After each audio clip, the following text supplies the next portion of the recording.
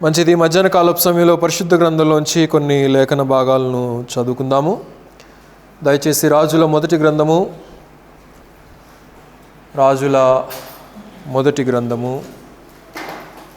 17వ అధ్యాయము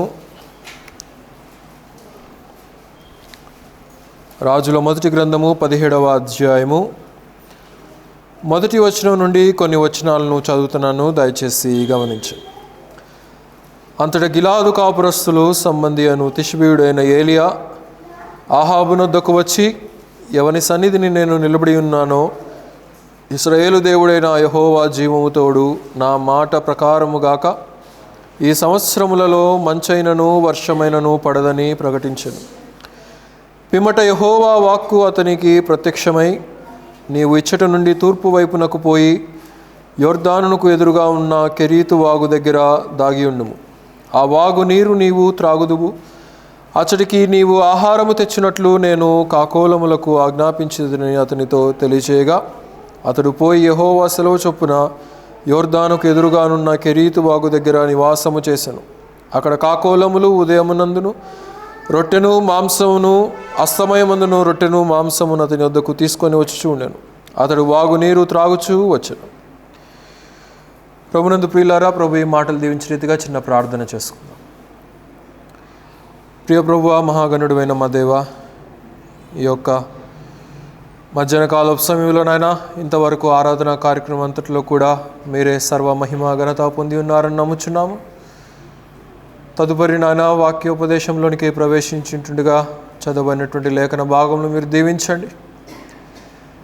నిలవబడింది నేను మట్టివాడును మీ యొక్క సిలువ చాటును మరుగుపరిచి పరిశుద్ధాత్మని యొక్క జ్ఞానము ద్వారా మా అందరి హృదయాలతో మీరే ఆ యొక్క దివ్యవాక్కులను మాకు వినిపింపచేయుదురని యేసుక్రీస్తు వారి అతి శ్రేష్టమైనటువంటి నామంలో స్తుతించి వేడుకొనుచున్నాము తండ్రి, ఆమేన్. ఆరాధన సమయంలో చాలామంది కళ్ళు మూసుకోవట్లేదు, ఆ పైన ఫోన్లు చూసుకుంటూ ఉంటున్నారు.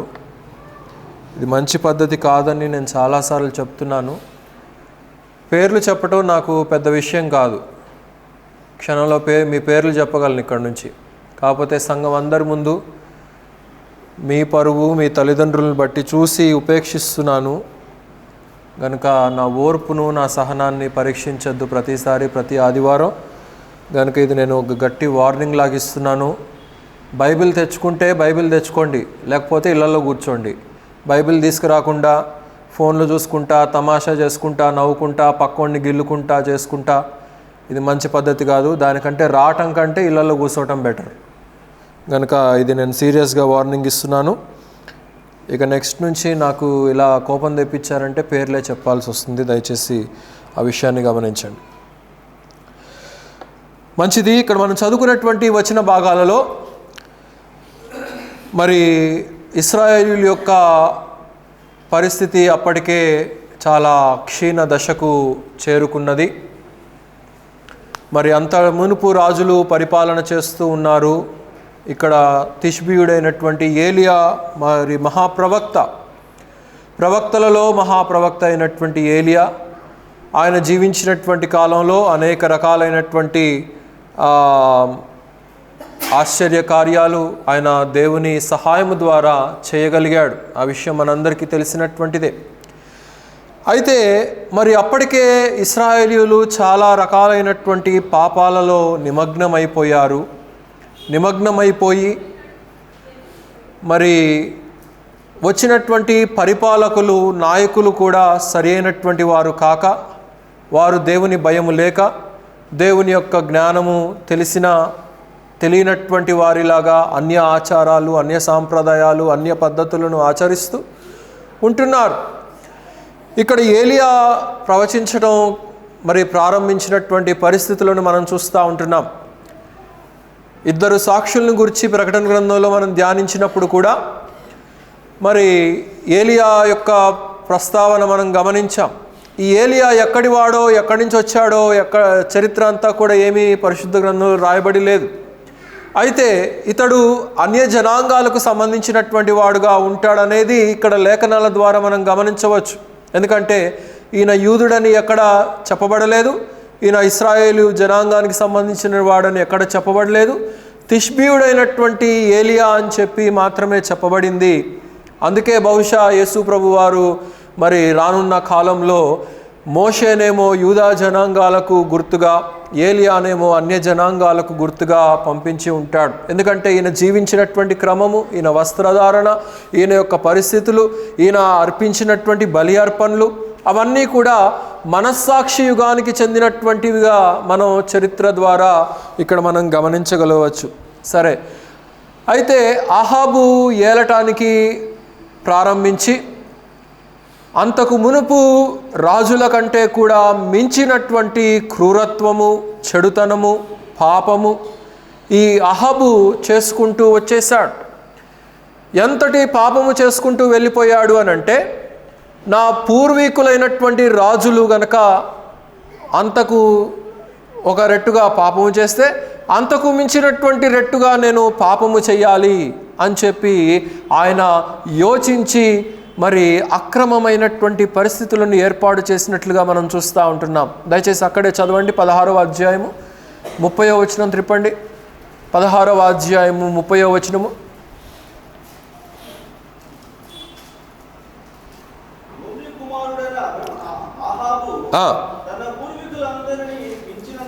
మించినంతగా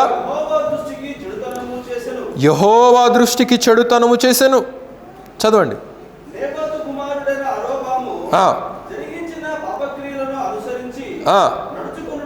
నడుచుకొనుటకు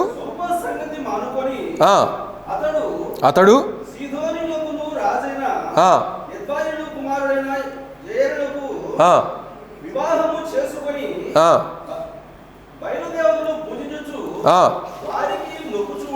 వారికి మ్రొక్కుచూ ఉండెను. చాలండి. గనుక ఇక్కడ యెజబెలును వివాహం చేసుకున్నాడు. మరి అంతకు మునుపు రాజులు చేసినటువంటి పాప కార్యాల కంటే కూడా నేను అలా చేస్తే, నేను ఆ రూట్లో వెళ్తే మరి నా పేరేంటి గొప్ప, నేను ఇంకా అంతకంటే తీవ్రమైనటువంటి పరిమాణాలు చేయాలి, అంతకంటే పాప కార్యాలు నేను చేయాలి, అంతకంటే మించినటువంటి రీతిలో యెహోవా దృష్టికి నేను వ్యతిరేకంగా జీవించాలనే చెప్పి అహాబు ఇక్కడ ప్రణాళికలు వేసినట్లుగా మనం చూస్తూ ఉంటున్నాం. దానికి యెజబెలు కూడా తోడ్పడినట్లుగా మనం గమనించవచ్చు. అయితే ఇలాంటి పరిస్థితుల మధ్య ఏలియా మనకు కనబడతా ఉంటున్నాడు. ఒక ప్రత్యేకించబడినటువంటి అనుభవంలో, ఒక ప్రత్యేకించబడినటువంటి ఆత్మీయతలో, ఒక ప్రత్యేకించబడినటువంటి జీవిత విధానములో మనకు కనబడుతున్నట్లుగా మనం గమనించగలుగుతూ ఉంటున్నాం. చూడండి ఆ ప్రారంభ మాటలు ఏమంటున్నాడో.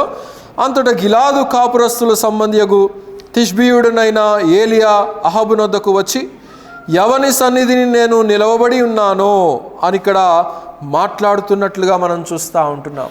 ఏలియా యొక్క ప్రవర్తన, జీవితము చాలా విచిత్రమైనటువంటిది. తన వస్త్రధారణ కూడా చాలా విచిత్రమైనటువంటిది. గిరిజనుడైనటువంటి ట్రైబల్ జాతికి చెందినటువంటి వాడిగా తన వస్త్రధారణ కానీ, తన ఆహార అలవాట్లు కానీ, తను జీవించినటువంటి క్రమము కానీ మనం గనక లేఖనాల ద్వారా గమనిస్తే, ఇతడు ఒక గిరిజనుడు, ఇతడు ఒక ట్రైబల్ ప్రాంతానికి చెందినటువంటి వాడు అనేది మనం ఆధారం చేసుకోవచ్చు. అయితే అటువంటి వ్యక్తిని దేవుడు ఏర్పాటు చేసుకొని రాజు సముఖములోనికి వెళ్తున్నట్లుగా మనం ఇక్కడ చూస్తూ ఉంటున్నాం. గమనించండి, ఎవని సన్నిధిని నేను నిలవబడి ఉన్నానో అని అంటూ ఉంటున్నాడు. రాజుగారు అనుకొని ఉంటాడు, బహుశా నా గురించే చెప్తున్నాడేమో, నన్ను ఇప్పుడు పొగుడుతాడు, రాజు సముఖానికి వచ్చాడు కనుక, నేను ఎవరి సన్నిధిలో నిలబడి ఉన్నానో అంటున్నాడు కనుక ఇప్పుడు నా గురించి తప్ప ఇంక ఎవరి గురించి మాట్లాడతాడు అని చెప్పేసి మరి బహుశా అహాబు అనుకొని ఉంటాడు ప్రియులారా. కానీ అలాగా అన్నటువంటి వాడు కాడు. అతడు ఇక్కడ చాలా స్పష్టంగా మాట్లాడుతూ ఉంటున్నాడు. ఇశ్రాయేలు దేవుడైన ఆ యెహోవా జీవము తోడు నా మాట ప్రకారముగాక అని ఇక్కడ తన యొక్క ప్రవచనాన్ని ప్రవచిస్తున్నట్లుగా ఇక్కడ మనం గమనించగలుగుతూ ఉంటున్నాం. ఏలియా చాలా ఉద్రేకమైనటువంటి వాడు.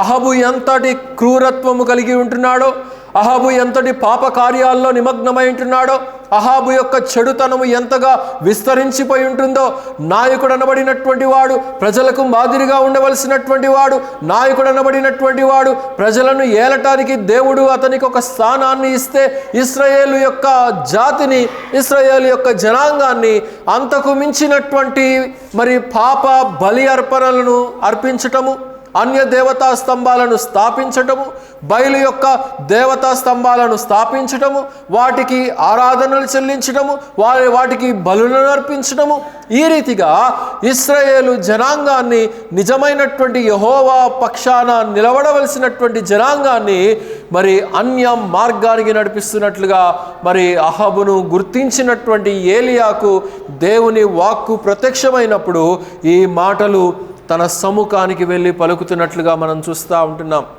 అతనిని చూస్తేనే ఒక ప్రత్యేకించబడినటువంటి వాడిని గుర్తించవచ్చు. దేవుడు మనల్ని రక్షించింది, మనల్ని కాపాడుతున్నది, మనల్ని తన సొత్తుగా చేసుకున్నది, మనల్ని తన పక్షములో ఉంచుకున్నది. ఎందుకంటే మనం ఒక ప్రత్యేకించబడినటువంటి అనుభవంలో ఉండాలని. ప్రతి రక్షించబడినటువంటి క్రైస్తవుడు క్రైస్తవ మత ఆచారాలు కాదు, కానీ క్రైస్తవంలో ఉన్నటువంటి, క్రీస్తులో ఉన్నటువంటి ఆత్మీయతను ప్రతి రక్షించబడినటువంటి విశ్వాసి కలిగి ఉండాలి అనేదే ఇక్కడ దేవుడు తెలియచేస్తూ ఉంటున్నాడు. ప్రియులారా, ఒకసారి రాజుల 2వ గ్రంథంలో 1వ అధ్యాయంలో ఒక సందర్భం మనం గమనిస్తాం. ఒక రాజు ప్రమాదవశాత్తు కిటికీలో నుండి జారి కింద పడిపోతాడు. కింద పడిపోతే మరి అతడు లేవలేనటువంటి పరిస్థితి ఏర్పడుతుంది. లేవలేనటువంటి పరిస్థితి వచ్చినప్పుడు మరి తన దగ్గర ఉండేటువంటి అనుచరులను పంపిస్తాడు. పలానా దగ్గరికి మీరు వెళ్ళండి, అక్కడ మీరు వెళ్ళి నా పరిస్థితి ఏంటో తెలుసుకొని రండి, అక్కడ ఉన్నటువంటి వారిని మీరు విచారణ చేయండి. నేను మరలా లెగుస్తానా, నేను మరలా తిరిగి నా పనులు నేను చేసుకోగలుగుతానా, మరలా నేను నా దినచర్య అంతా కూడా నేను చేసుకోగలుగుతానా అని చెప్పి ఆ రాజు అక్కడ ఉన్నటువంటి అనుచరులను పంపిస్తాడు. పంపించి వారు దారిలో వెళ్తూ ఉంటే ఈ ఏలియా సడన్గా ప్రత్యక్షమవుతాడు. ప్రత్యక్షమయ్యి మీరు ఎక్కడికైతే వెళ్తున్నారో అక్కడికి వెళ్ళాల్సిన పని లేదు, మీకు కావాల్సినటువంటి జవాబు నేనే ఇస్తాను. మీ రాజు మంచము పట్టాడు కదా, ఇక మీ రాజు ఇక లెగవడు, ఆ మంచం మీద నుంచి లెగవడు, తాను మరణమంత వరకు కూడా ఆ రీతిగానే ఉంటాడు. వెళ్ళిపోయి చెప్పండి, మీరు మీ ప్రయాణాన్ని కొనసాగించాల్సిన పని లేదు, మీరు వెనక్కి వెళ్ళిపోయి మీ రాజుకు ఈ జరిగిన సంగతులు చెప్పండి అని చెప్పి ఏలియా చెప్తాడు. వీరు వెళ్ళి ఆ సమాచారం రాజుగారికి చెప్తే, రాజుగారు ఎవరు మీకు ఈ సమాచారం చెప్పారు, మీరు అక్కడి వరకు వెళ్ళలేదు కదా, మరి అక్కడి వరకు వెళ్ళినప్పుడు మీకు ప్రత్యక్షమై చెప్పినటువంటి ఆ వ్యక్తి ఎవరు అని అంటే, ఏమో అండి తెలీదు, మరి అతడేమో ఎలా ఉన్నాడు, చూడటానికి ఎలా ఉన్నాడు అని అంటే, అతడు ఒక గొంగలిని ధరించి ఉన్నాడు, అతడు తన నడుముకు ఒక బెల్ట్ను ధరించుకొని ఉన్నాడు అని చెప్పేసి అంటూ ఉంటాడు. అంటే ఏలియా ఒక లెదర్ జాకెట్, లెదర్ బెల్ట్, తోలు దట్టి మరి కలిగి ఉన్నట్లుగా మనం చూస్తూ ఉంటున్నాం. ఈనాడు మనమేమనుకుంటున్నామంటే, ఇప్పుడు ఒక లెదర్ జాకెట్ వేస్తేనో లెదర్ బెల్ట్ వేస్తేనో అది చాలా ఉన్నతమైనటువంటి ఫ్యాషన్ అని చెప్పి మనం అనుకుంటాం. కానీ ఈ ప్రక్రియ ఎప్పుడు మొదలైంది? ఏలియా యొక్క కాలంలోనే, అనేక సంవత్సరాలకు పూర్వమే మొదలైపోయింది. కనుక అతడిని తన వస్త్రధారణ చూసి, తన ప్రవర్తన చూసి, తన మాట తీరు చూసి, తన నడక చూసి అతడు ఎవరో ఆ రాజు గ్రహించగలిగాడు.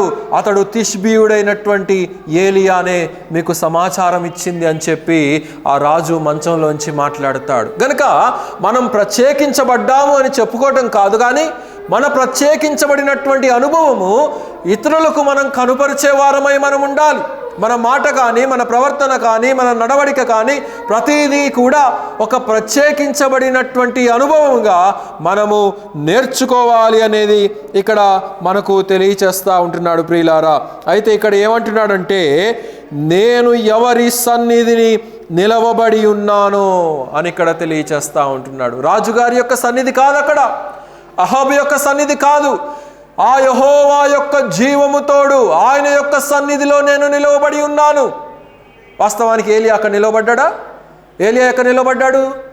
రాజుగారి సముఖంలో నిలబడ్డాడు, రాజుగారి ప్యాలెస్లో నిలబడ్డాడు, రాజుగారి యొక్క ఆస్థానంలో నిలబడ్డాడు.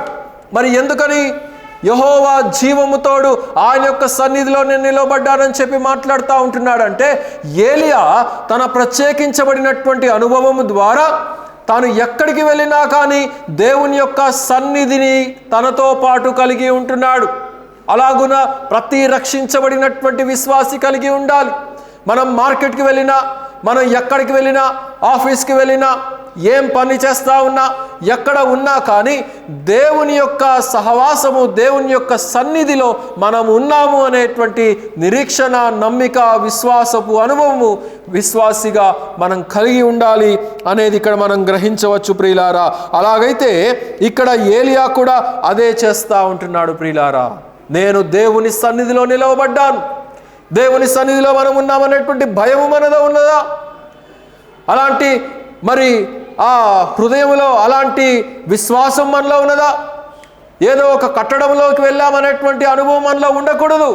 మనము దేవుని సముఖంలో ఉన్నామని, 2-3 ఉన్న దగ్గర ఆయన ఉంటాడని చెప్పి సెలవిచ్చాడు గనుక మరి ఆయన మన మధ్యలో ఉన్నాడనేటువంటి నమ్మిక, విశ్వాసము, నిరీక్షణ ప్రతి ఒక్కరము కూడా కలిగి ఉండాలి ప్రియులారా.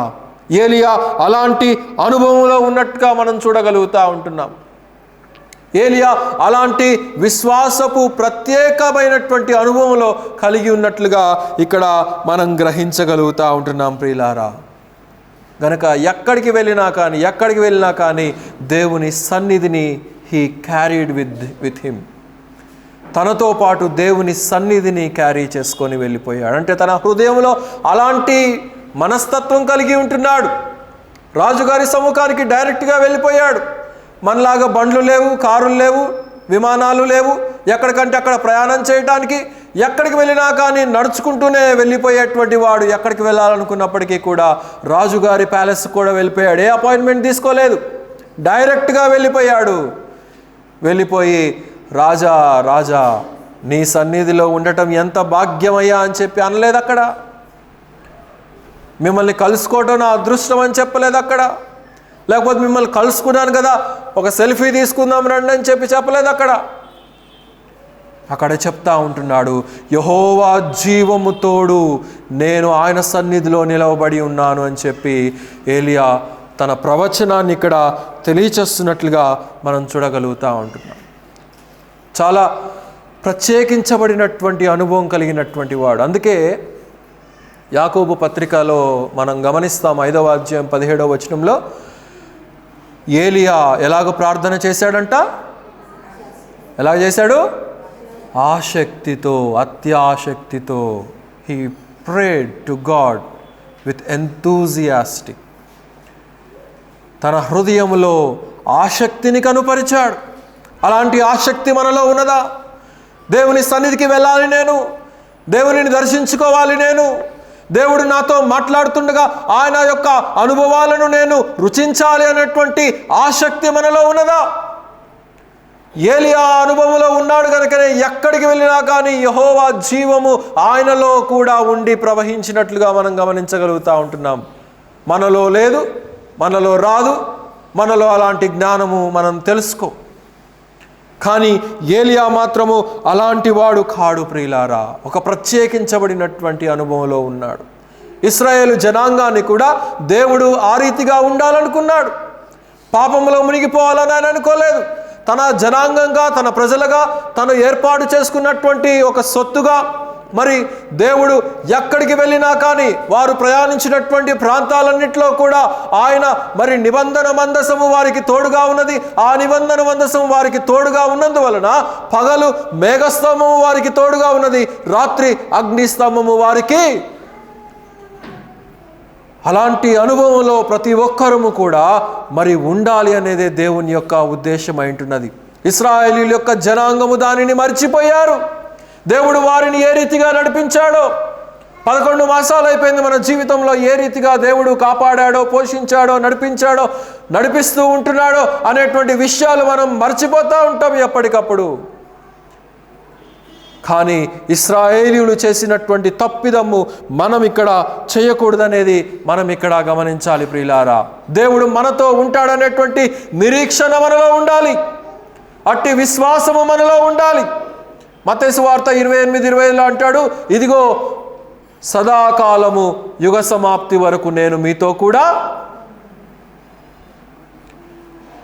Until the end of the ages I will be with you. కనుక అంతటి మహోన్నతమైనటువంటి నమ్మికను పుట్టించినటువంటి ఆ ప్రభువుకు మనం ఎంతగా ఆయనకు మనం మొక్కినా కానీ తక్కువే ప్రియులారా. కనుక ఇక్కడ మనం చూస్తూ ఉంటున్నాము, ఇశ్రాయేలులకు మరి అహాబు పరిపాలకుడుగా ఉంటున్నాడు. అహాబు చేస్తున్నటువంటి తప్పిదాలకు దేవుడు ఇక్కడ తీర్పును ఇస్తున్నట్లుగా మరి మనం చూస్తూ ఉంటున్నాం. ఏమంటున్నాడో గమనించండి. తర్వాత క్రిందకు, పిమ్మట యెహోవా వాక్కు అతనికి ప్రత్యక్షమై, నీవు ఇచ్చటి నుండి తూర్పు వైపునకు పోయి, ఆ పైన వచనంలోనే, ఇశ్రాయేలు దేవుడైన యెహోవా జీవముతోడు నా మాట ప్రకారముగాక ఈ సంవత్సరములలో మంచైనను వర్షమైనను పడదని ప్రకటించెను. రాజుగారి సముఖానికి వెళ్ళి ఏం చేస్తున్నాడంట? ఇదిగో నేను చెప్తున్నాను చూసుకో, ఇక 3.5 సంవత్సరాలు ఇక వర్షము ఉండదు, వర్షమైనను మంచైనను ఈ దేశంలో కురవదు. నీవు అనుకుంటున్నావు కదా, నీవు చేసినటువంటి పనికి మంచి చేశానని చెప్పి నీవు అనుకుంటున్నావు కదా, నీ పరిపాలనలో అంతా సుఖముగా ఉందని చెప్పి నీవు అనుకుంటున్నావు కదా, కానీ అలాగ జరగదు. దేవుడు నీకు వ్యతిరేకంగా ఉన్నాడు అనేది ఇక్కడ ఏలియా యొక్క మాటల ద్వారా మనం గ్రహించగలుగుతూ ఉంటున్నాం ప్రియులారా. గనక ఏమంటున్నాడంటే, ప్రవచనం చెప్పేస్తూ ఉంటున్నాడు, 3.5 సంవత్సరాలు మంచైనా కురవదు, వర్షమైనా కురవదు. నేను చెప్పిన మాట తప్ప ఇక వేరేదేది జరగదు రాజా, గుర్తుపెట్టుకో అని చెప్పి రాజు సముఖానికి వెళ్ళి ధైర్యంగా మాట్లాడినటువంటి ఈ ఏలియాను మనం గమనించగలుగుతూ ఉంటున్నాం. అయితే దేవుడు ఏం చేస్తున్నాడో గమనించండి. తర్వాత 3వ వచనంలో, నీవు ఇచ్చటి నుండి తూర్పు వైపునకు పోయి యొర్దానుకు ఎదురుగానున్న కెరీతు వాగు దగ్గర దాగి ఉండుము. గనక ఏలియా, నీవు చెప్పినటువంటి ప్రవచనము దేశం మీదనే కాదు, నీ మీద కూడా ప్రభావం చూపుతుంది. కనుక నీవు ఇక్కడ ఉండొద్దు, నీవు ఈ ప్రాంతంలో ఉండొద్దు, నీవు ఇక్కడ నుంచి ఎక్కడికి వెళ్ళిపోమంటున్నాడు? యొర్దాను దగ్గర ఉన్న కెరీతు వాగు దగ్గర, అక్కడ దాగి ఉండు కొన్నాళ్ళు, నేను చెప్పేంతవరకు నీవు అక్కడ నివసించు అని చెప్పి తెలియచేస్తూ ఉంటున్నాడు. కెరీతు అనేది హెబ్రియా నామము. కెరీతు లేక కెరియత్ అనేటువంటి మాటకు అర్థము సెపరేటెడ్, ప్రత్యేకించబడిన అనేటువంటి మాట అర్థము ఉన్నది. కనుక దేవుడు ఇక్కడ ఏం చేస్తున్నాడంటే, ఏలియాను ఆ శాపము నుండి, ఆ పరిస్థితి నుండి, ఆ క్షామము నుండి, ఆ కరువు నుండి ఏలియాను ప్రత్యేకిస్తున్నాడు. నీవు నా బిడ్డగా ఉన్నావు గనక, నీవు నా ప్రవక్తగా ఉన్నావు గనక నేను నిన్ను ఒక ప్రత్యేకమైనటువంటి చోటుకు నడిపిస్తూ ఉంటున్నాను. నీవు అక్కడికి వెళ్ళి కొన్నాళ్ళు దాగుకో, హైడ్ యువర్ సెల్ఫ్. నేను చాలా పెద్ద ప్రవక్తని, నువ్వు చెప్పింది నేను వినాలా అని చెప్పి ఎదిరించలేదు దేవుణ్ణి. కనుక ఇక్కడ ఏలియా అలాంటి మరి విధేయతను కనుపరుస్తున్నట్లుగా ఇక్కడ మనం గమనించగలుగుతూ ఉంటున్నాం. దేవుడు చెప్పిన మాట విన్నాడు. ఇక్కడ మాటలు ఉంటున్నాయి చూడండి. ఆ వాగు నీరు నీవు త్రాగుదువు, అచ్చటికి నీకు ఆహారము పంపించదును. ఆ క్రింద మాటల్లో యెహోవా సెలవు చొప్పున ఏలియా అక్కడికి వెళ్ళాను అని చెప్పి మనం చూస్తూ ఉంటున్నాం. దేవుడు మనతో ఎన్ని విషయాలు చెప్తా ఉంటాడండి. మహాప్రవక్త అయినటువంటి ఏలియా విన్నాడు దేవుని మాట. కొన్నాళ్ళు దాక్కోవయ్యా, నువ్వు కొన్నాళ్ళు నీవు అక్కడ ఉండు, నేను చెప్పేంత వరకు కూడా నీవు అక్కడి నుంచి కదలద్దు అని చెప్పంటే దేవుని మాట పొరపాటున కూడా జవదాటినటువంటి వాడు కాడు. దేవుడు మనకు అనేక మాటలు చెప్తూ ఉంటాడు, అనేక వాక్యాల ద్వారా మాట్లాడుతూ ఉంటాడు, అనేక సందర్భాల ద్వారా మాట్లాడుతూ ఉంటాడు, అనేక పరిస్థితుల ద్వారా దేవుడు మనతో మాట్లాడుతూ ఉంటాడు. మనతో మాట్లాడినప్పటికీ కూడా మనం ఏం చేస్తూ ఉంటామంటే అవిధేయతను కనుపరుస్తూ ఉంటాం. వింటానికి వింటాం, కానీ ఆచరణకు వచ్చేసరికి దాన్ని చేయకుండా ప్రక్కకు తప్పుకుంటూ ఉంటాం. కానీ ఏలియా అలాంటి అనుభవంలో లేడు. దేవుని మాట విన్నాడు, దేవుని మాట యందు లక్ష్యం ఉంచాడు. మనం ఉంచుతున్నామా దేవుని మాట యందు లక్ష్యం? ఒకసారి సౌలు గారు ఒక పని అప్పచెప్పాడు సమూయేలు, ఆ పని చేసుకొని రా, వెళ్ళి అందరిని చంపేసేయి అమాలేకీయులను అని చెప్పి అంటే వెళ్ళాడు, సంహరించాడు. సంహరిస్తూ కొన్ని వృషభములను తీసుకొని వస్తూ ఉంటున్నాడు. తీసుకొని వస్తూ ఉంటే వాటి యొక్క స్వరము సమూయేలుకి వినపడింది.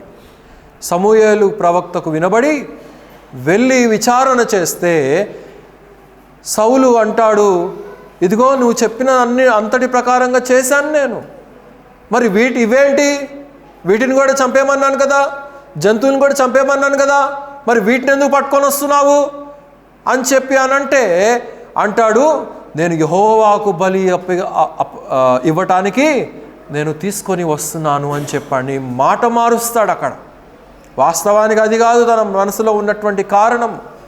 అప్పుడు సమూయేలు ఒక చక్కటి మాట అంటాడు. త్రిప్పండి ఆ మాట. సమూయేలు మొదటి గ్రంథం 15వ అధ్యాయము 22వ వచనం. మాట వినటము శ్రేష్టము అనేటువంటి మాటలు అక్కడ ఉన్నాయి. సమూయేలు మొదటి గ్రంథము 15వ అధ్యాయం 22వ వచనం. అప్పుడు రాజైన ఆస, మొదటి సమూయేలు గ్రంథము 15వ అధ్యాయము 22వ వచనం. అందుకు సమూయేలు, తాను సెలవిచ్చిన ఆజ్ఞను ఒకడు గైకొనుట వలన యెహోవా సంతోషించునట్లు ఆయన సంతోషించున ఆలోచించుము. బలులు అర్పించుట కంటే ఆజ్ఞను గైకొనుటయు మాట వినుట శ్రేష్టము. ఏం వినాలంటున్నాడు? మాట వినాలి. మనం తల్లిదండ్రుల మాటే వినము, ఇక దేవుని మాట ఇంకేం వింటాం? ఇంట్లో ఉన్నటువంటి తల్లిదండ్రులకు భయపడనటువంటి వాడు దేవునికి అసలే భయపడడు. ఒక మాట కూడా ఉంది, కంటికి కనబడే తల్లిదండ్రులకు లోబడినటువంటి వాడు కంటికి కనబడినటువంటి దేవునికి ఏ రీతిగా భయపడతాడు. కనుక ఇక్కడ మాట వినటమే ప్రధానము, వాక్యానికి లోబడటమే ప్రామాణికము. ఒక ప్రత్యేకించబడినటువంటి అనుభవంలో రక్షించబడినటువంటి మనలను దేవుడు ఉంచినందుకు, లోకానికి వేరుగా మనల్ని ఉంచినందుకు, దేవుని బిడలగా మనల్ని తీర్చినందుకు, మనం ఏం మాట వింటున్నాము అనేది మనం గ్రహించుకోవాల్సినటువంటి అవసరత ఉన్నది. బలులు కాదు ఆయనకు అవసరం, బలి అర్పణలు కాదు ఆయనకు అవసరం, కానుకలు కాదు ఆయనకు అవసరం. మాట వినటమే మన ఆత్మీయ పరిమాణాన్ని తన మాట ద్వారా, తన వాక్కు ద్వారా, తన ప్రణాళికను మనల్ని మనం సఫలపరుచుకోనే గొప్ప అవకాశం. మనం ఏం చేస్తామంటే వచ్చిన అవకాశాన్ని మాట వినక చేజార్చుకొని మనల్ని మనం పురోగతిలోనికి తెచ్చుకోం, అధోగతిలోనికి తెచ్చుకుంటూ ఉంటాం. అంతకంతకి ఏమి రావట్లేదు, మనలో పురోగతి రావట్లేదు. ఏమొస్తుంది? అధోగతి వస్తుంది. కనుక ఈయన దేవుని మాటను విన్నట్లుగా మనం చూడగలుగుతూ ఉంటున్నాం. ఇశ్రాయేలీయులు కూడా అనేక సందర్భాల్లో మాట వినలేదు. సంఖ్యాకాండం 21వ అధ్యాయంలో మనం చూస్తాము, అక్కడ ఇశ్రాయేలీయులు దేవునికి ఎంతో కోపం తెప్పించడం వలన దేవుడు వారి మధ్యలో తాపకరమైనటువంటి సర్పములను పుట్టిస్తాడు. తాపకరమైనటువంటి సర్పాలు వచ్చి ఊరికే ఉంటాయా? పాము వస్తే ఊరికే ఉంటుంది. ఇంట్లో ఏం చేస్తుంది? పాము వస్తే కాటేసిద్ది, అవునా కాదా? అలాగే ఇశ్రాయేలీయులను కూడా ఆ తాపకరమైనటువంటి సర్పములు కాటు వేసి అనేక మంది చనిపోతూ నురుగక్కుంటూ ఉంటే వెళ్ళిపోయారు మోషే దగ్గరికి. అయ్యా, ఈ సర్పాలు వచ్చి మమ్మల్ని చంపివేస్తున్నాయి, నీవు ప్రార్థన చేస్తే దేవుడు వింటాడు, నీవు ప్రార్థన చేయి నాయన యెహోవాకు, మా పక్షాన నీవు ప్రార్థన చేయమంటే అప్పుడు మోషేకు దేవుడు సెలవిచ్చింది ఏంటంటే, నీవు అక్కడ ఒక ఇత్తడి సర్ప ప్రతిమను నీవు చేసి పెట్టు, ఎవరైతే కాటు వేయబడ్డారో ఆ సర్పము ద్వారా ఆ సర్ప ప్రతిమ వైపు గనక చూసినప్పుడు వీరు బాగుపరచబడతారు అని చెప్పి దేవుడు సెలవిచ్చాడు. ఆ సందర్భం వరకే. వీళ్ళేం చేస్తారో తెలుసా? మనల్ని రక్షించింది దేవుడు కాదు, కాపాడింది దేవుడు కాదు, ఈ యొక్క ప్రతిమనే అని చెప్పి దానికి నెహుష్టా అని చెప్పి ఒక పేరు పెట్టేసి దాన్ని వెంబడించడం ప్రారంభించేశారు. గనుక ఇశ్రాయేలీయులు చేసినటువంటి తప్పిదములు అనేకములైనటువంటివి ఉన్నాయి. మేలు చేసినటువంటి వాడిని విడిచిపెట్టేసి ఈ లౌకికమైనటువంటి వాటి వైపు వారు చూస్తూ వెళ్ళిపోయారు. అలాగే మన విశ్వాస పరిమాణము కూడా మనము ప్రత్యేకించబడినటువంటి అనుభవంలో లేకపోవడానికి కారణం ఏంటంటే మనము లోకాన్నే చూస్తూ ఉంటున్నాం. దేవుని చూడట్లేదు, దేవుని సన్నిధిని చూడట్లేదు, దేవుని మందిరాన్ని చూడట్లేదు, దేవుని యొక్క వాక్యాన్ని గ్రహించట్లేదు. కనుక ఇక్కడ కూడా మనం అట్టి విషయాలనే మనం గమనిస్తూ ఉంటున్నాం. కానీ ఏలియా మాట విన్నాడు. ఎక్కడికి వెళ్ళాడంట? కెరీతు వాగు దగ్గరికి వెళ్ళాడు. వెళ్ళి ఏం చేస్తున్నాడు? దాక్కున్నాడు. దేవుడు చెప్పిన మాట ప్రకారంగా చేశాడు. గమనించండి ప్రభునందు ప్రియులారా, మన జీవితాల్లో కొన్ని కష్టాలు, కొన్ని ఇబ్బందులు, కొన్ని పరిస్థితులు వ్యతిరేకంగా మనకు వస్తున్నప్పుడు అది దేవుని యొక్క ప్రణాళిక అనేది మనం గ్రహించాలి. ఇట్ ఈజ్ ఏ ప్రాసెస్ అనేది మనం గమనించాలి. ప్రాసెస్ని ఏమంటారు తెలుగులో? ప్రక్రియనా? కనుక ఆ ప్రక్రియకు, ఆ ప్రణాళికకు మనం లోబడే వారంగా మనం ఉండాలి. యోసేపును జ్ఞాపకం చేసుకుంటే, యోసేపును తీసుకొని వెళ్ళి మొదట్లో ఎక్కడ పడేశారు? చెప్పండి పిల్లలకు నిద్ర వస్తుంది, ఆవలిస్తున్నారు పాపం, ఇంట్లో నిద్రపోలేదేమో. కనుక ఎక్కడ తీసుకెళ్ళి పడేశారు? గుంటలో పడేశారు. అక్కడి నుంచి ఏంట్రా బాబు ఈ కష్టాలు అనుకునే టైంలో మరలా అక్కడి నుంచి ఎక్కడ పోయి పడ్డాడు? పొతీఫర్ ఇంట్లో పడ్డాడు. అక్కడ మహాదయ్యం, అక్కడ ఇంకా గొప్ప శోధన. అక్కడేమైనా ఊరికే ఉన్నాడా అంటే అక్కడి నుంచి మరలా పోయి ఎక్కడ పడ్డాడు? జైల్లో పడ్డాడు. కనుక యోసేపు ఎప్పుడు కూడా ఏంటిది నాకని చెప్పి అనుకున్నటువంటి వాడు కాడు. దేవుని యొక్క ప్రణాళికకు లోబడ్డాడు, దేవుని యొక్క ప్రక్రియకు లోబడ్డాడు. ఆయన నిన్ను కష్టాల గుండా నడిపిస్తూ ఉంటున్నది ఎందుకు అనంటే, అంతకంటే మించినటువంటి శ్రేష్టమైనటువంటి అనుభవము నీలోనికి రావాలనేటువంటిదే ఆయన యొక్క ఉద్దేశమైంటున్నది. ఏలియాను కూడా కష్ట సమయాలలో ఒక ప్రత్యేకమైనటువంటి స్థానములోనికి నడిపించేసి అక్కడ నిన్ను దాక్కొని ఉండు అని చెప్పేసి ఒక ఆత్మీయమైనటువంటి పాఠాన్ని ఏలియా జీవిత విధానము ద్వారా మనకు, విశ్వాసులమైనటువంటి మనకు నేర్పిస్తూ ఉన్నాడు అనేది ఇక్కడ మనం గ్రహించవచ్చు. ప్రియులారా, మనం ఆ ప్రాసెస్కి లోబడం. మనకెప్పుడు మంచి అనుభవాలు మనకు కావాలి, మనకెప్పుడు తీపే కావాలి, స్వీటే కావాలి, చేదక్కర్లేదు. ఎప్పుడైనా కాఫీలో షుగర్ వేయటం మానేస్తూ ఉంటుంది నా భార్య. నేను అంటాను, ఏంది షుగర్ లేదని చెప్పేసి అంటాను, ఇంకా షుగర్ వేసుకోను సర్లే అని చెప్పేసి ఇక ఆ పూటకి షుగర్ లేకుండానే తాగేస్తూ ఉంటాను. అంటే ఎప్పుడు తీపే కావాలంటే తీపి రాదు మనకు. కొన్నిసార్లు చేదైనటువంటి అనుభవాల గుండా దేవుడు మనల్ని ప్రయాణింపచేస్తూ ఉంటున్నప్పుడు we need to obey his command. యోసేపు ఆ రీతిగా లోబడినటువంటి వాడిగా మనం చూస్తూ ఉంటున్నాం. వాక్యానికి లోబడ్డాడు, దేవుని క్రమానికి లోబడ్డాడు. ఎందుకు అనంటే మనలో ఉన్నటువంటి రాతి స్వభావము బయటికి వెళ్ళిపోవాలి. ఏం కావాలి మరి? మాంసపు గుండె కావాలి. మాంసపు గుండెనండి మాది. హార్ట్ అటాక్ వచ్చింది, కోసారు, మరి ఆపరేషన్ అయిపోయింది. ఈ మాంసపు గుండె కాదమ్మా, ఆత్మీయమైనటువంటి గుండె సంగతి ఏంటి? What about your spiritual heart? What about your spiritual life?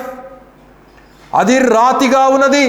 ఆ పాషాణ హృదయము, ఆ కఠిన స్వభావము, ఆ మార్పు లేనటువంటి తత్వము, ఆ పాపానికి లోబడేటువంటి అనుభవము, ఆ సాతానుడికి లోబడేటువంటి అనుభవం మనలో నుండి పోవాలి అనంటే దేవుడు చెక్కాలి, దేవుడు క్రమపరచాలి.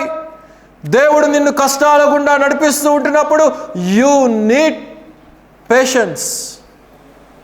నీకు ఓర్పు అవసరం. ఆ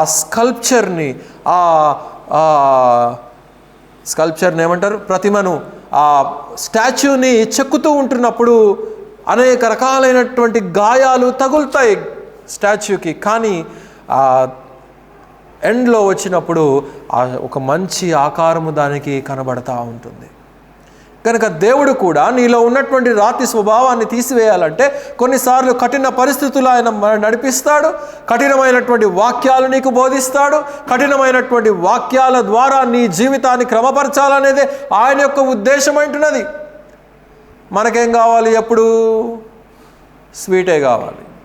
ఎల్లప్పుడూ యోహాను 3:16 దేవుడు లోకమును ఎంతో ప్రేమించను కాగా ఆయన తన అద్వితీయ కుమారునిగా పుట్టిన వాని విశ్వాసం ఉంచి ప్రతివాడును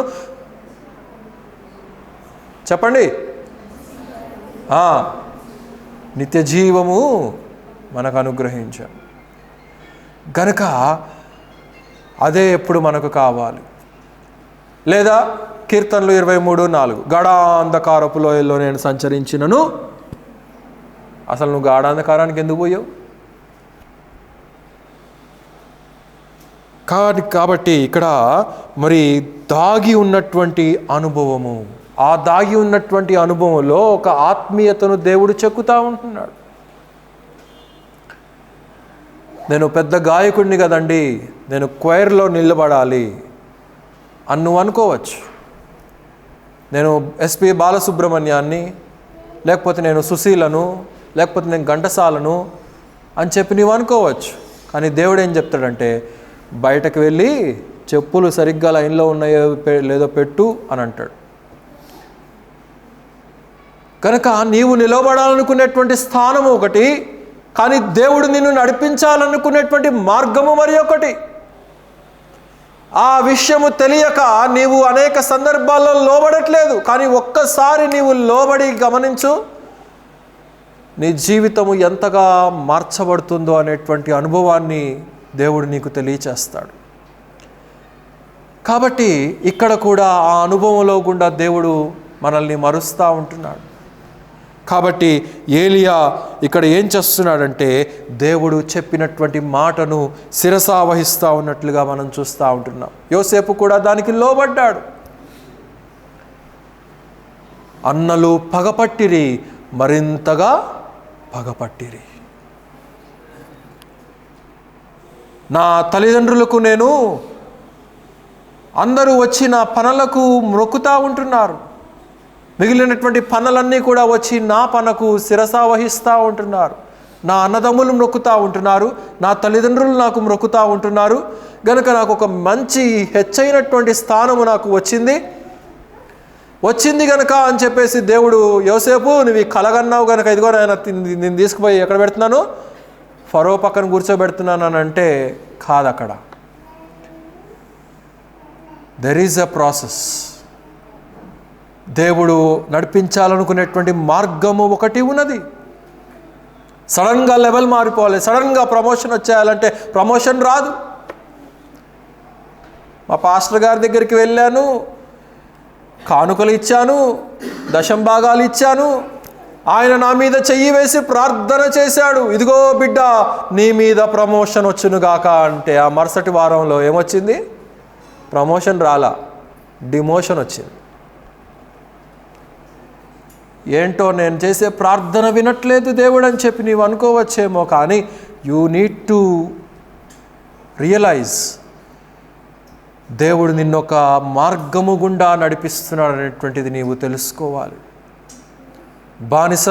బానిసత్వంలోనికి తరిమివేయబడినటువంటి షడ్రకు, మేషకు, అబేద్నెగోలు, దానియేలు బానిసమైనటువంటి స్థితిలో వారు చెరగా వెళ్ళిపోయారు. కానీ దేవుడు వారిని మించినటువంటి స్థానంలో వారిని ఉంచాడు.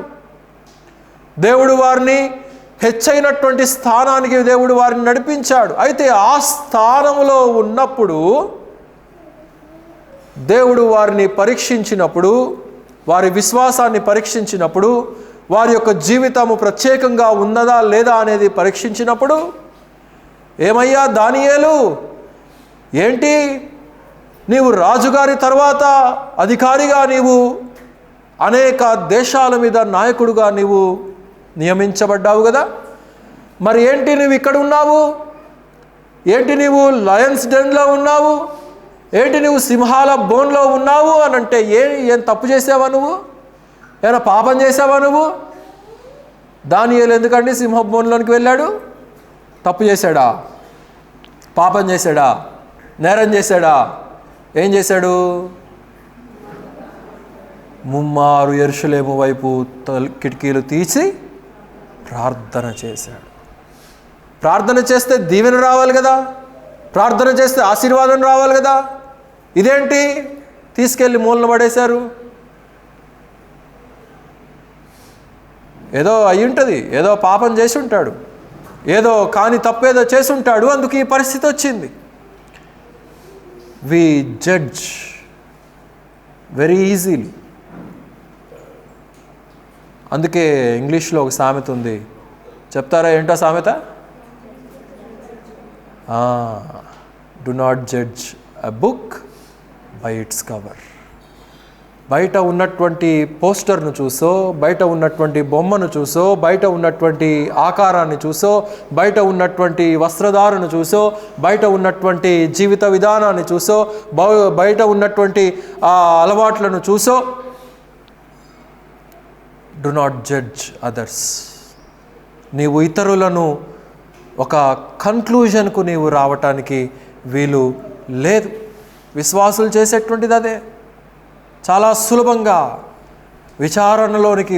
వీళ్ళే విచారణ చేసేస్తారు, వీళ్ళే తీర్పులు ఇచ్చేస్తూ ఉంటారు. ఒకసారి యేసు ప్రభు వారు దగ్గరకు ఒకడు వచ్చాడు.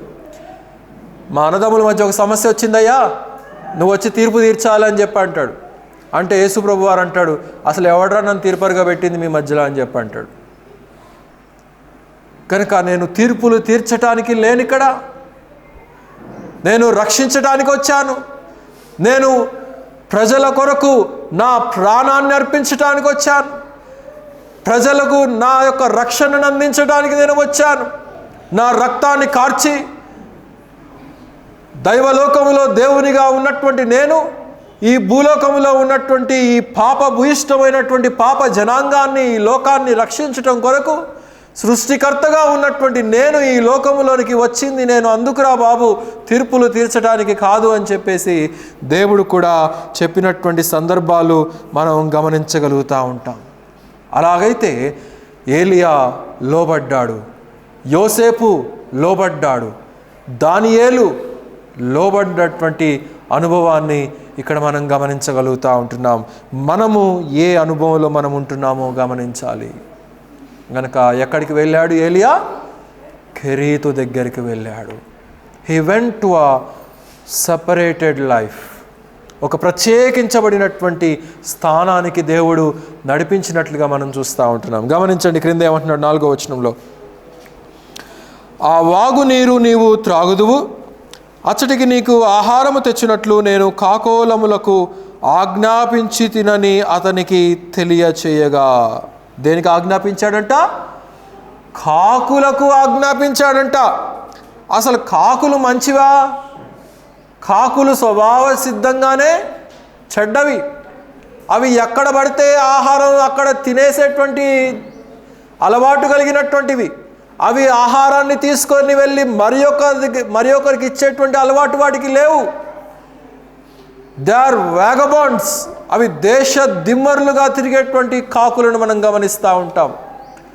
నోహు దినంలో కూడా ఆ వరద నీరు తగ్గిందా లేదా అనేది తెలుసుకోవటానికి ముందు నోవహు దేన్ని వదిలాడు బయటికి? కిటికీలోంచి కాకిని వదిలాడు. అది వచ్చిందా? తిరిగి రాలేదు. అంటే బయట పోయి ఏం చేస్తుంది? అది సచ్చిన శవాల మీద, పీనుగుల మీద పడి తింటా ఉంది. గనక కాకి దేశదిమ్మరి, దానికి లోబడే స్వభావం లేదు, దానికి నేర్చుకునేటువంటి స్వభావం లేదు.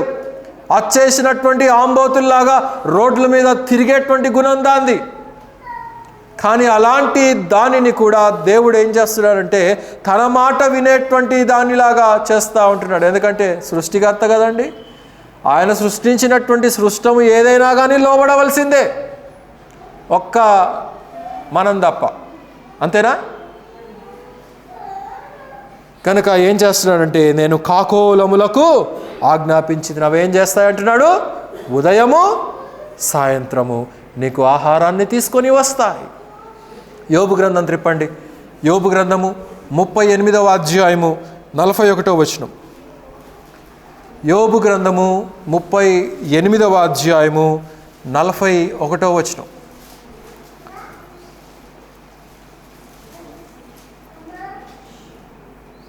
చదవాలి త్వరగా. తిండి లేక తిరుగులాడుచు కాకి పిల్లలు దేవునికి మొరపెట్టినప్పుడు కాకికి ఆహారము సిద్ధపరచువాడు ఎవడు? గనక కాకికే దేవుడు ఆహారాన్ని సిద్ధపరిస్తే మనకు సిద్ధపరచడా? మనకు కూడా సిద్ధపరుస్తాడు. మనకు సిద్ధపరచవలసినటువంటి వాటన్నిటిని కూడా ఆయన సిద్ధపరుస్తాడు. But we need to wait. మనం వేచి ఉండాలి, ఓర్పు ఉండాలి, సహనము ఉండాలి. పరీక్షించబడుతుంటున్నప్పుడు మన విశ్వాసము మరి పుటము వేయబడుతుంటున్నప్పుడు we need to realize that we are in a process. లూకాసు వార్త త్రిపండి. యేసు ప్రభు వారు కూడా ఒక మాట అంటా ఉన్నాడు. లూకాసు వార్త 12వ అధ్యాయము 24వ వచనం చదవండి.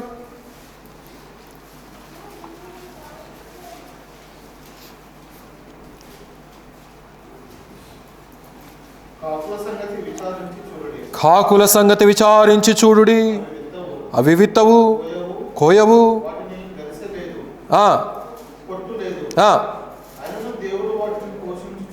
అయినను దేవుడు వాటిని పోషించుచు ఉన్నాడు. గనక యేసు ప్రభు వారు కూడా తన మాటల్లో తెలియచేస్తూ ఉంటున్నాడు.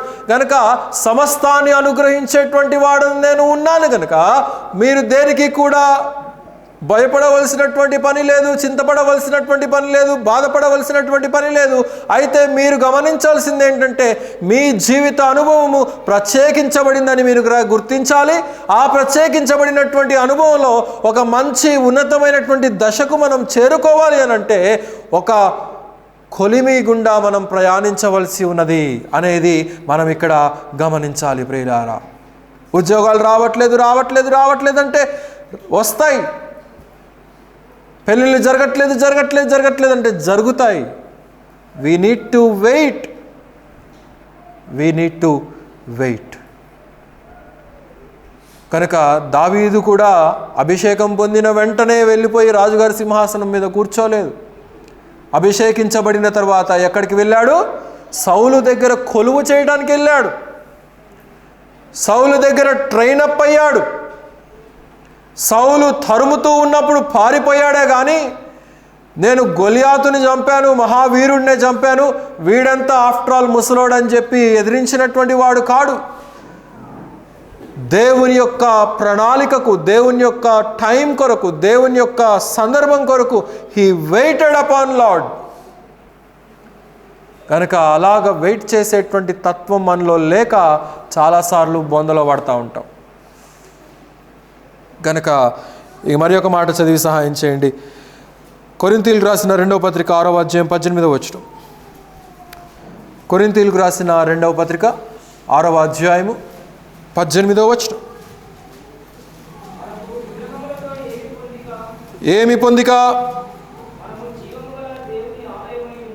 జీవము కలిగినటువంటి దేవుని ఆలయమై ఉన్నాము. ఆ చాలండి. కనుక విగ్రహాలతో మనకేం పని, ఈ లోకంతో మనకేం పని? ఒక ప్రత్యేకించబడినటువంటి అనుభవంలో దేవుడు మనల్ని ఉంచాడు. కనుక వీటితో మనకు ఏమి పని అనేది ఇక్కడ దేవుడు తెలియచేస్తూ ఉంటున్నాడు. సమస్తాన్ని చూసుకోగలిగినటువంటి వాడు దేవుడు ఉన్నాడు. ఇస్సాకును బలి అర్పించడానికి తన తండ్రి తీసుకొని దారిలో వెళ్తూ ఉంటే పనివారిని ఆపేసి ఇక్కడి నుంచి మేము వెళ్తాం ముందుకు, మీరు ఇక్కడ ఆగిపోండిరా అని చెప్తే పని వాళ్ళు ఆగిపోయారు. దారిలో వెళ్తూ ఉంటే డాడీ నీకు మతిమరుపు వచ్చేసినట్టుంది, చూడబోతే పెద్దవాడు అయిపోయావు కాబట్టి కట్టెలు ఉన్నాయి, నిప్పు ఉంది, అన్ని సామాగ్రులు ఉన్నాయి, కానీ అసలు బలివలసినటువంటి పొట్టే లేదు డాడీ అని చెప్పి అంటే అబ్రహాం ఏమన్నాడు? యెహోవా ఈరే. కనుక you need to remember that he knows everything. కనుక సమస్తాన్ని చూసుకోగలిగినటువంటి వాడు దేవుడు ఉన్నాడనేటువంటి నిరీక్షణ అనుభవం మనలో ఉండాలి. ప్రియులారా, 18వ శతాబ్దంలో జార్జ్ ముల్లర్ అనేకమైనటువంటి అనాథాశ్రమాలు ఆయన స్థాపించాడు. అనేక మంది పిల్లలను ఆయన తీసుకొని వారిని పోషిస్తూ చదువు చెప్తూ అనేక రీతులుగా ఆయన సేవ చేస్తూ ఉంటున్నప్పుడు ఒకానొక సందర్భంలో ఒక అనాథాశ్రమంలో ఆహారము లేదు, వీళ్ళ దగ్గర డబ్బు లేదు. వంటవాడు వచ్చి అడుగుతున్నాడు, అయ్యా ఏం చేయమంటావు, పిల్లలందరికీ టైం అయిపోయింది, ఏం చెయ్యాలి, బెల్ రింగ్ అయ్యే టైం అయిపోయింది, ఏం చెయ్యాలి, చూస్తేనేమో రేషన్ లేదు, బియ్యం లేదు, ఏం చేయాలి అర్థం కావట్లేదు, ఎక్కడి నుంచి అయినా అప్పు తీసుకొని రమ్మంటావా అని చెప్పంటే ఈయనేమో సమాధానం చెప్పడు. పిల్లలందరినీ సిద్ధంగా ఉండమను, ప్లేట్లన్నీ దగ్గర పెట్టుకోమను, అందరినీ ప్రార్థనలో ఉండమని చెప్పాడు. ఈయనకు మతిపోయింది, ఇదేంటి వంట వండలేదు, ఆహారం లేదు, ఏం లేదని అంటే ఈయన కళ్ళు మూసుకొని ప్రార్థన చేయమని చెప్తాడు ఏందని చెప్పేసి అనుకున్నాడు. అప్పటికి సడన్గా ఒక వ్యక్తి గేట్ దగ్గర ప్రత్యక్షమైపోయి ఎంతమంది పిల్లలు ఉన్నారో అంతమంది పిల్లలకి ఆహారాన్ని తీసుకొని వచ్చేసాడు. అతడు చెప్పినటువంటి మాట ఏంటంటే, నాకు గత రాత్రి నిద్ర పట్టలేదు, ఎందుకనో ఈ ఆహారము మీకు ఇవ్వాలనేటువంటి ప్రేరేపణ నాకు కలిగింది, అందువలన మరి నేను ఈ ఆహారాన్ని సిద్ధపరచుకొని తీసుకొని వచ్చాను నా బేకరీలో అని చెప్పేసి పిల్లలందరికీ కూడా మంచి శ్రేష్టమైనటువంటి కడుపారా తిని మిగిలిపోగా ఆహారము మరి జార్జ్ ముల్లర్ యొక్క అనుభవంలో మనం చూడగలుగుతూ ఉంటాం. కనుక అతడు చేసినటువంటిది ఏదీ లేదు, అక్కడికి పరిగెత్తి ఇక్కడ పరిగెత్తి ఇక్కడికి వెళ్ళి చేసిందేమీ లేదు. He prayed. అతడు మోకాలుని ప్రార్థన చేయటం ద్వారా తన జీవిత అనుభవంలో అనేక మందికి మాదిరిగా అతడు నిలవగలిగాడు. ప్రియులారా, అలాగైతే ఏమైంది? మన యొక్క ప్రత్యేకించబడినటువంటి అనుభవం ఏమైంది? మన ప్రత్యేకత ఏమైంది? మన రక్షణ ఏమైంది? మన మారు మనసు ఏమైంది? Are we not redempted by the blood of Jesus Christ? దేవుని యొక్క రక్తములో శుద్ధీకరించబడినటువంటి వారము కామా? లోకమా మనం? అన్య జనాంగమా మనం? కాదు, కానీ ఒక ప్రత్యేకించబడినటువంటి అనుభవంలో మనం ఉంటున్నాం. అయితే క్రింద ఏమంటున్నాడు? అతడు పోయి యెహోవా సెలవు చొప్పున యోర్దాను ఎదురుగానున్న కెరీతు వాగు దగ్గర నివాసము చేసెను. అక్కడ కాకోలములు ఉదయమందు రొట్టెను మాంసమును, అస్తమయమందు రొట్టెను మాంసమును అతని యొద్దకు తీసుకొని వచ్చుచూ ఉండెను. గనుక మాట విననటువంటి దానిని మాట వినేలాగా చేసి కాకులు తీసుకొని వచ్చి ఆహారము పెట్టేస్తూ ఉంటున్నాయి. కనుక దేవుడు మన శత్రువులనే మలచి లోబడేటువంటి తత్వంగా దేవుడు చేసేస్తాడు. మాట విననటువంటి వారిని మాట వినేటువంటి తత్వములోనికి తెచ్చేటువంటి వాడు దేవుడు అనేటువంటి విషయాన్ని మనం గుర్తించాలి. ప్రియులారా, 7వ వచనంలో అతడు వాగునీరు త్రాగుచూ వచ్చెను. కొంతకాలమైన తరువాత దేశంలో వర్షము లేక ఆ నీరు ఎండిపోయెను. కనుక అక్కడి నుంచి మరి ఒక ప్రదేశానికి వెళ్ళిపోమంటాడు ఏలియాను. అది మరి యొక్క ప్రసంగం. కాబట్టి ఇక్కడ ఏలియా దేవుడు చెప్పినటువంటి మాటను నెరవేర్చాడు, ప్రవచించాడు, లోబడ్డాడు. మరి దేవునికి మాట విననటువంటి వాడుగా లేడు, కానీ మాట విన్నాడు. నీవు దాగి ఉండు, నేను చెప్పేంత వరకు అని చెప్పినప్పుడు అతడు దాగి ఉన్నాడు, ఓర్పుతో ఉన్నాడు, సహనంతో ఉంటున్నాడు. కాబట్టే గొప్ప కార్యాలు చేయగలిగాడు. దేవుడు మనలను కూడా అనేక అనుభవాల గుండా నడిపిస్తూ ఉంటున్నప్పుడు మనం వాటికి లోబడాలి. ఒకసారి పేతురు ప్రసంగించిన తర్వాత, పేతురు ప్రసంగం అయిపోయిన తర్వాత అనేక మంది వచ్చి, అయ్యా మేము ఇప్పుడు ఏం చేయాలి అని అంటే, మీరేం చేయనక్కర్లేదు, ఈ భ్రష్టమైనటువంటి లోకమును అనుసరించక మీరు ప్రత్యేకించబడినటువంటి అనుభవంలో జీవించమని చెప్పి పేతురు చెప్తాడు. కనుక మనం ఎలాగుండాలి? ప్రత్యేకించబడినటువంటి జనాంగముగా మనం ఉండాలి. ఎందుకు ఉండాలి అనంటే, క్రీస్తును ధరించినటువంటి వారంగా. క్రీస్తు ప్రేమ, క్రీస్తు మాట, క్రీస్తు చూపు, క్రీస్తు దయ, క్రీస్తు కరుణ, క్రీస్తు జాలి, క్రీస్తు ఏ విషయాలైతే కలిగి ఉంటున్నాడో వాటన్నిటిని కూడా మనం చేయడానికి ప్రయత్నించే వారంగా మనం ఉండాలి. అంతకంటే మించినటువంటి విశ్వాస అనుభవము మనము ఉన్నప్పుడు గొప్ప మార్పును మనం చూడగలుగుతాం. కనుక ప్రభు ఈ కొద్ది మాటలు మనందరి హృదయాల్లో కూడా నిండారులుగా దీవించునుగాక. ముగింపు ప్రార్థన చేసుకొని మనం సెలవు తీసుకుందాం. ప్రియులారా, ప్రియ ప్రభువా, పరిశుద్ధమైన మా యేసయ్య, ఈ యొక్క మధ్యాహ్న కాలపు సమయంలో నాయనా ఇంతవరకు మా హృదయాలతో మీరు మాట్లాడిన విధానాన్ని బట్టి ఎంతగానో స్తుతించుచూ ఉంటున్నా. అలనాడు నాయన ఏలియాను మీరు ఏర్పాటు చేసుకున్నారు. ఏర్పాటు చేసుకొని ఉట్టిగా విడిచిపెట్టలేదు. మీరు తనను ఒక ప్రణాళిక కొరకు, ఒక ఏర్పాటు కొరకు, ఒక మహర్దశను అనుగ్రహించడానికి కొంత సమయము వేచి ఉండవలసినటువంటి పరిస్థితులను మీరు కల్పించారు. అలాగే ప్రతి విశ్వాసికి కూడా మా జీవితాలలో మీరు కొన్ని అనుభవాల గుండా ప్రయాణించవలసినటువంటి పరిస్థితులు వచ్చినప్పుడు మేము ప్రయాణించాల్సిందే. ఎవరం కూడా అతీతులము కాదు. అయితే మా ప్రభువా, వాటికి మేము లోబడక లోకాన్ని అనుసరించో, పాపాన్ని అనుసరించో, అన్య మార్గాలను అనుసరించో మేము కొన్నిసార్లు చిక్కుల్లో పడిపోయేటువంటి అవకాశం ఉన్నది. కానీ మీ సమయం కొరకు, మీ ప్రణాళిక కొరకు, మీ యొక్క ప్రక్రియ కొరకు మేము ఎదురు చూసినప్పుడు, పుటము వేయబడినప్పుడు ఒక సువర్ణములాగా మేము ప్రకాశించేటువంటి అనుభవంలో గుండా మేము వస్తాము గనక అలాంటి నిరీక్షణ, అలాంటి ఓర్పు, అలాంటి సహనము ఈ లోకం ఇచ్చేటువంటి మార్పు కాదు, కానీ ఆత్మీయంగా మీరు మాకు ఇచ్చేటువంటి మార్పు అది ఉన్నతమైనటువంటిదిగా ఉంటుంది కనుక దాని కొరకు మేము అపేక్షించగలుగుటకు, దాని కొరకు మేము పాటు పడగలుగుటకు మీ యొక్క సహాయమును మాకు మెండుగా అనుగ్రహించమని ప్రార్థన చేయుచుంటున్నాం. చేరి వచ్చినటువంటి ప్రియ సంఘాన్ని మీరు నిండార్లుగా దీవించండి, బలపరచండి నాయన. ప్రతి ఒక్కరి హృదయాలను మీరు స్థిరపరచండి. మీకు లోబడగలుగులావున, మీ వాక్యానికి లోబడగలుగులావున, మీకు విధేయత చూపించగలుగులావున ఒక ప్రత్యేకమైనటువంటి స్థానములో మీరు ఉంచారని ప్రతి విశ్వాసి కూడా గ్రహించుకొని ఆ అనుభవాన్ని నేర్చుకునేటువంటి తత్వాన్ని వారికి అనుగ్రహించమని ప్రార్థన చేయుచుంటున్నాం. ఈ వారంలో ప్రకటించబడినటువంటి సంఘ కార్యక్రమాలన్నీ కూడా చక్కగా జరగలుగుటకు మీ యొక్క సహాయం అనుగ్రహించండి. అలాగే మా ప్రభువా, యూట్యూబ్ ద్వారా కూడా అనేక ప్రాంతాల నుండి వీక్షిస్తున్నటువంటి బిడ్డలు ఉంటున్నారు నాయన. అటు వారిని మీరు నిండాలుగా దీవించండి, బలపరచండి. వారు కూడా ఇటు సత్యాలను గ్రహించి, వాక్య క్రమాన్ని గ్రహించి, తమ జీవిత అనుభవాలను మార్చుకొని వారు కూడా ఒక ప్రత్యేకమైనటువంటి దీవెనలను పొందుకోవటానికి మీ యొక్క సహాయమును మెండుగా అనుగ్రహించండి నాయన. తిరిగి ప్రియ బిడ్డలందరూ కూడా వారి వారి గృహాలకు వెళ్ళవలసి ఉంటుండగా మీ యొక్క క్షేమంతో, మీ యొక్క దీవెనలతో ప్రతి ఒక్కరిని నింపి మీరే మహిమ పొందుదురని యేసుక్రీస్తు వారి అతి శ్రేష్టమైనటువంటి నామములో స్తుతించి ప్రార్థించి అడిగి వేడుకొనుచున్నాము తండ్రి. ఆమేన్. మన తండ్రి అయినటువంటి దేవుని యొక్క ప్రేమయు, మన ప్రభువును మన రక్షకుడైనటువంటి యేసుక్రీస్తు వారి యొక్క కృపయు, పరిశుద్ధాత్ముని యొక్క అన్యోన్య సహవాసము సన్నిధి సర్వలోకంలో ఉన్నటువంటి పరిశుద్ధులందరితో పాటు సదాకాలం మనకును తోడేయుని నడిపించునుగాక. ఆమేన్. అందరికి వందనాలండి. సెలవు తీసుకుంటాం.